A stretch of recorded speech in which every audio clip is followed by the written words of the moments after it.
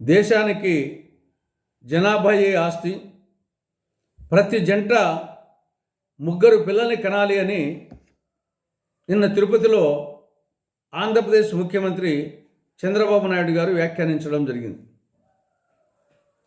ప్రస్తుత పరిస్థితుల్లో ఈ వ్యాఖ్యలు వాంఛనీయం కాదు, సమంజసం కాదు. ఎందుకంటే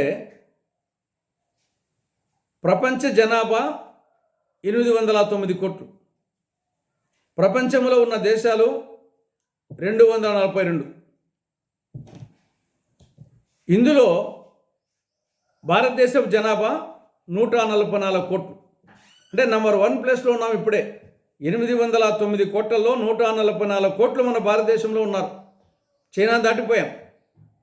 ఇప్పుడు చైనా జనాభా 142 కోట్లు, సెకండ్ ప్లేస్. థర్డ్ ప్లేస్లో ఉండేది అమెరికా, కేవలం 34 కోట్లు. మొత్తము ప్రపంచ జనాభాలో భారతదేశం జనాభా 18%. ప్రపంచపు భూభాగంలో భారతదేశం శాతం 2.4%. జనాభానేమో 18%, భూభాగం మాత్రం కేవలం 2.4%. ఇప్పటికే క్రిక్కిరిసి ఉంది భారతదేశం.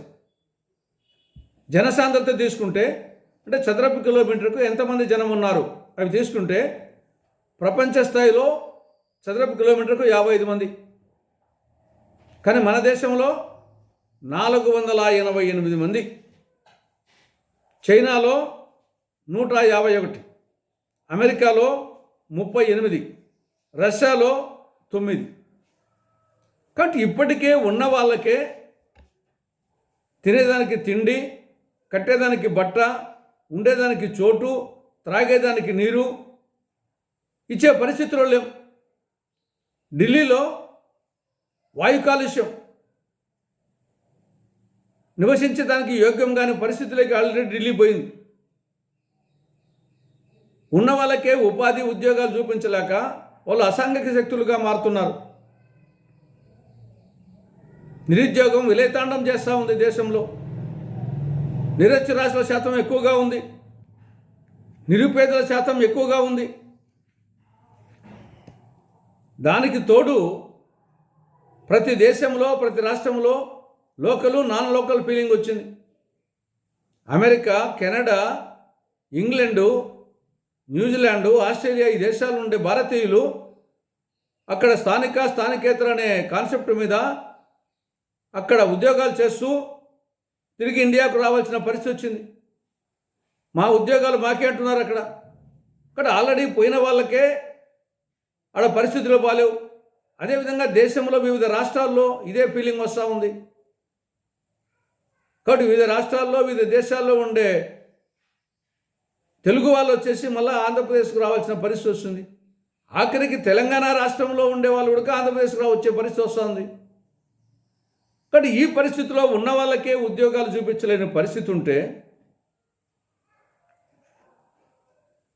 ఆ పరిస్థితిలో ఇంకా కనండి అన్నాం ఏమాత్రం సమంజసం కాదు. ఇప్పటికే ఆకలి సూచికలో ప్రపంచ దేశాల్లో మంది 101వ స్థానం, సంతోష సూచికలో 144వ స్థానం, మన తలసరి ఆదాయంలో 144వ స్థానంలో ఉన్నాం. భారతదేశం తలసరి ఆదాయం సంవత్సరానికి $2,818, అంటే 144 ర్యాంక్. మనం ఎంతసేపు పులిని చూసి నక్క వాత పెట్టుకున్నట్లు జపాన్, సౌత్ కొరియా కొన్ని దేశాలు చూపించేసి అక్కడ వృద్ధులు ఎక్కువైపోతున్నారు, జనాభా తగ్గిపోతూ ఉంది, యువత తగ్గిపోతూ ఉంది, ఆ పరిస్థితి మన దేశంలో రాకూడదు, మన రాష్ట్రంలో రాకూడదు అని కనండి అంటున్నారు. ఆల్రెడీ అవి అభివృద్ధి చెందిన దేశాలు. ఇప్పటి జనాభా, జపాన్ జనాభా ఎంత? 12 కోట్లు. మన జనాభా ఎంత? 144 కోట్లు. వాళ్ళ జనసాంద్రత ఎంత? 340 మంది చదరపు కిలోమీటర్కు. మనకు 488 ఇప్పటికే. తలసరి ఆదాయంలో ప్రపంచంలో జపాన్ ర్యాంకు 39, అంటే $34,713 సంవత్సరానికి. మందేమో $2,818.